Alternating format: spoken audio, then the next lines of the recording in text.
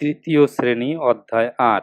এক নম্বরে কি বলছে নাহিদ 30টি আম পেড়ে 10টি রেখে বাকিগুলো 5জন বন্ধুকে সমান ভাগে ভাগ করে দিল। প্রত্যেক বন্ধু কয়টি করে আম পেল? তাহলে কয়টি পারছে? 30টি। রাখছে কয়টা? 10টা। ভাগ করছে কয়জনের মধ্যে? 5 জনের মধ্যে। সমান সমান 20 ভাগ 5 সমান সমান 4। উত্তর খ।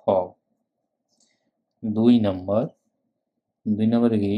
তুমি বাবার কাছ থেকে 150 টাকা ও মায়ের কাছ থেকে 60 টাকা নিয়ে 3 জন বন্ধুকে খাতা ও কলম কেনার জন্য সমান ভাগ করে দিলে। প্রত্যেক বন্ধু কত টাকা পেল? তাহলে তুমি কত টাকা নিছো?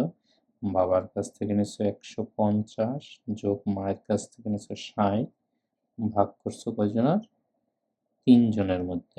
তাই সমান সমান 210 ভাগ 3 সমান 70 টাকা। অতএব উত্তর গ, 70 টাকা। 3 নম্বরে কি বলছে? একটি পেন্সিলের দাম 20 টাকা ও একটি খাতার দাম 30 টাকা। তাহলে 3টি পেন্সিল ও একটি খাতার দাম কত? তাহলে কি বলছে? 3টি পেন্সিল, এক একটা কত? 20 টাকা। আর যোগ একটা খাতা কত?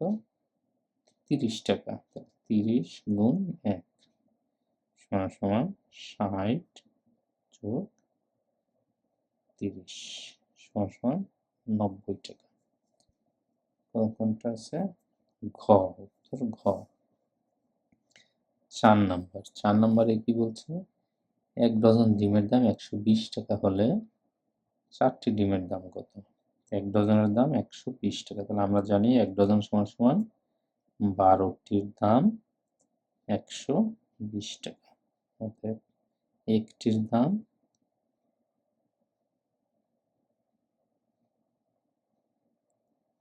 120 গুণ 12।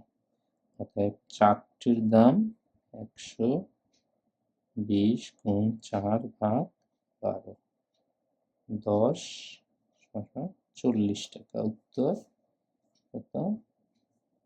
ঘ, 40 টাকা।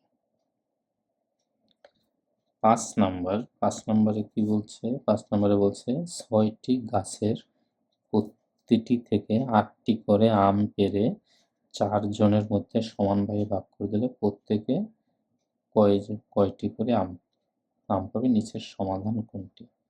কি বলছে তাহলে? 6টি করে আম পারবে কয়টা গাছ থেকে? 6টি গাছের প্রতিটি থেকে 8টি করে আম পাবে, ভাগ করবে 4 জনের কাছে। তাহলে হবে উত্তর ঘ। 6 নম্বরে কি বলছে?